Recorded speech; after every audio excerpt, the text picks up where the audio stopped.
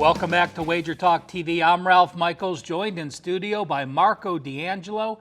Follow me on Twitter at CalSportsLV, and of course, Marco in Vegas. Marco, my horse knowledge has grown exponentially hanging out with you the last couple years. We went to the Florida Derby together, watched the Kentucky Derby together, and now we have the historic disqualification of Maximum Security. Give our viewers a quick recap of the Derby and what occurred and what you learned from it moving forward. All right. Well, first of all, what I learned was Maximum Security is a legitimate horse. When we went to the Florida Derby, I told you he hadn't raced against anybody. He had to prove to me that he could go against top-notch horses. He beat a good field at the Florida Derby, but because of the times, it was, there was an asterisk to it. Did he steal the race with the slow fractions? So I still wasn't a believer, especially in a 20-horse field. In every show I did last week, radio, I said, if Maximum Security runs big, it's going to leave a big bruise on me because he's going to run me over for a second time. Now, with that said, speaking of running over, Maximum Security interfered with the horse coming off the last turn.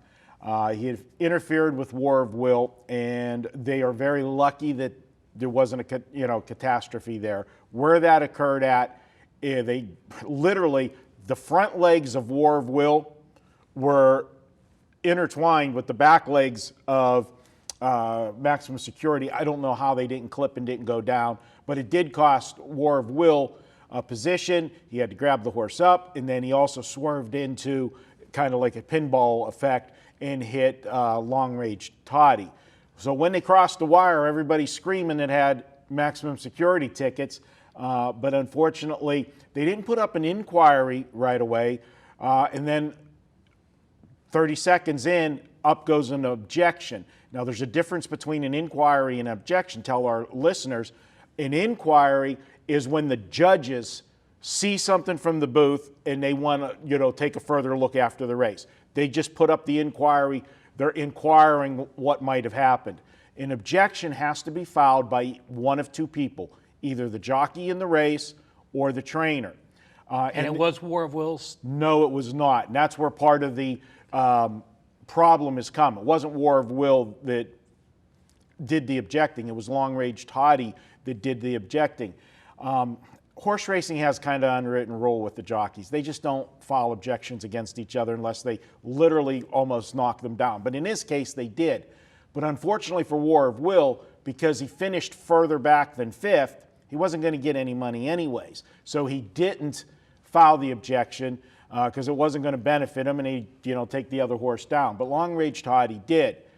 The horse that didn't get interfered with was Country House, the horse way on the outside that ended up being placed the winner. But the ruling states, and I'm 100% behind the stewards, they got the call right. He interfered with War of Will, which then in result interfered with Long Range Toddy, impeded their progress in the race. Whether they could win the race or not, they had no shot to do so. I think War of Will would have been no worse than second had he not got interfered with, so that's one takeaway out of the race. But the way the rule was stated, he has to be placed behind the worst finishing horse that was impeded. And in this case, it was Long Range Toddy, who ended up finishing 17th. So not the horse that objected, but the horse that any horse that he impeded with. Yes. Well, actually, the horse that did the objecting was Long Range Toddy, but the horse that got the biggest part of that was War of Will.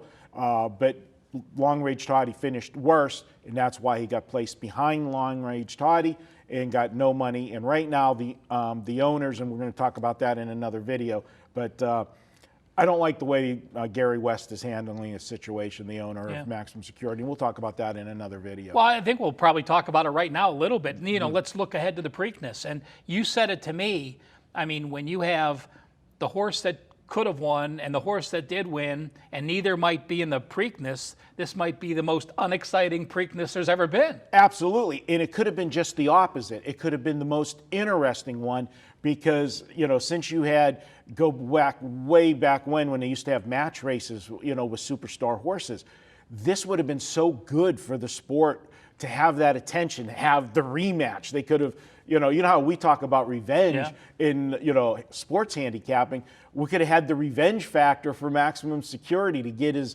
will, but Country House developed a cough, not going to the Preakness. Maximum Security, as I said, Gary West, in my opinion, I'm sorry, he's being an ass in the way he's handling everything. They're saying with no Triple Crown on the line, there's no reason for them to go to the Preakness and race back in 2 weeks. I can understand that partly, but it's the second part of it. He's also filing an appeal, which the appeal was denied, but he still has the opportunity to try to take it to the courts. And I think they're contemplating that right now with their lawyers to see what happens.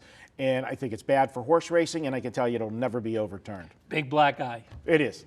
Horse racing had a chance to get momentum again, and we talk about it being a dying sport, and this is going to even put it back 10 years. But it was the right call. I know there's people out there saying different things. I've been in horse racing. I've owned horses for over 30 years, Ralph. Absolutely, positively, it was the right call. I told you guys at the table when we were watching the Derby, he's coming down. They took 22 minutes to do it, but I told you he's coming down. I knew he was coming down the minute I saw the replay. Marco, always appreciate your horse insight. I learn. I'm sure our viewers learn as well. Always appreciate it. And again, if you guys aren't part of the WagerTalk Text Club, what are you waiting for? You get a $10 coupon. You get free plays text daily. Text WagerTalk to 33222 and become part of the WagerTalk Text Club starting today.